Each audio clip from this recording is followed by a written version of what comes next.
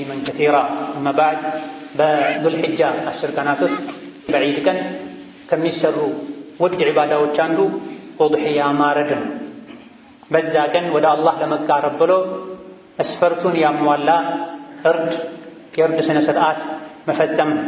የተኛውም ኸይር ስራ ተቀባይነት የሚያገኘው ሁለት መስፈርቶችን ሲያሟላ ነው።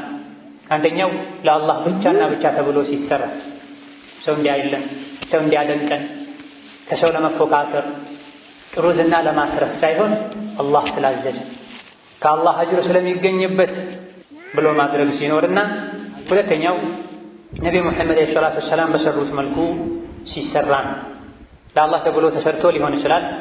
ነገር ግን አፈጻጸሙ፣ አሰራሩ ነቢይ ሰሓቦች ባላደረጉት መልኩ ከሆነ ስራው ውድቅ ይሆናል።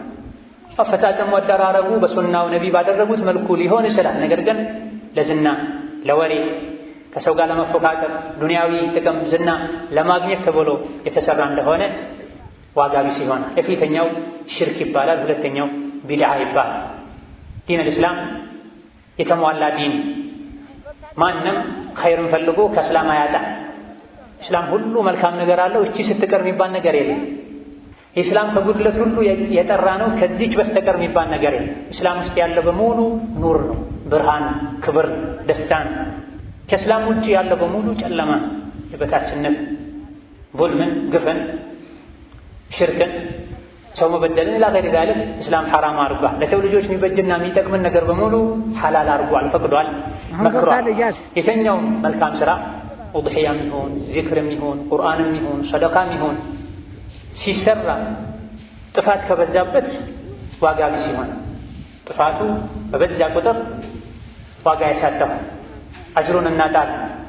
አንዱ ሶላት የሰገደ ሶላቱ ላይ ብዙ ጥፋቶችን ስላዩበት ነቢ ሰለላሁ ዐለይሂ ወሰለም እርጅዕ ፈሰሊ ፈኢነከ ለም ቱሰሊ ብለውታል። ሂድ ስገድ አልሰገድክም ብለውታል።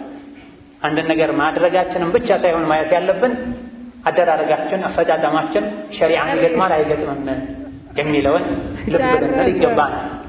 ኡድሒያ ትልቅ ዒባዳ አላህ ተባረከ ወተዓላ ፈሰሊ ሊረቢከ ወንሐር ብለዋል። በአንድ ተፍሲር ፈሰሊ ሊረቢከ ሶላተል ዒድ ስገድ፣ ወንሐር ኡድሒያ ምረድ ማለት ነው ተብሎ ተፈስሯል። ነቢዩ ሰለላሁ ዐለይሂ ወሰለም ኡድሒያ አርደዋል፣ እረዱ ብለው አዘዋል። ስለዚህ ትልቅ ዒባዳ ነው ማለት ዓመት በዓል ስለሆነ ለደስታ ብቻ ብለን ሳይሆን የምናርደው ወደ አላህ ለመቃረብ ብለን ነው የምናርደው። ነገር ግን ብዙ ሰዎች ኡድሒያ ላይ የሚፈጽሟቸው ስህተቶች አሉ። እነዚህ ስህተቶች ኡድሒያው አጅር እንዳይኖረው ያደርጋሉና ኡድሒያ ላይ ያሉ የተወሰኑ ስህተቶችን ለመጥቀስ እንሞክራለን፣ አውቀን እንጠነቀቃቸው ዘንድ፣ ከዙሪያችን ያሉ ሰዎችን እናስጠነቅቅ ዘንድ። ከኡድሒያ ስህተቶች አንዱ አቅም ያለ ኡድሒያ ከማድረግ መታቀብ የመጀመሪያው ስህተት። አቅም ያለው ኡድሒያ ሊያርድ ይገባል። ነቢያችን ሰለላሁ ዐለይሂ ወሰለም አቅም ኖሮት ኡድሒያ የማያርድ ከመስገዳችን ይራቅ፣ ዒድ ሶላት ከእኛ ጋር እንዳይሰግድ ብለው። ዒድን እስላማዊ ተግባር ነው ዒባዳ ነው ብለህ አምነህ እስከመጣ ድረስ እርድ ማዘጋጀት አለብህ ማለታቸው።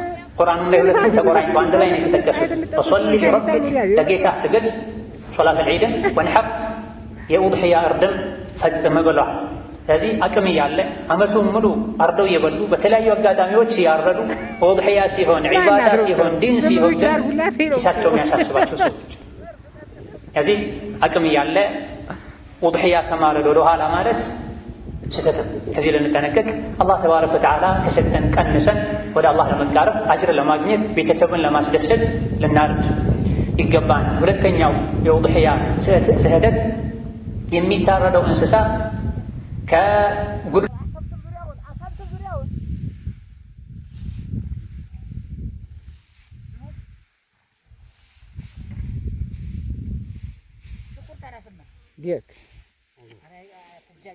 ኧረ ጥሩ ነው።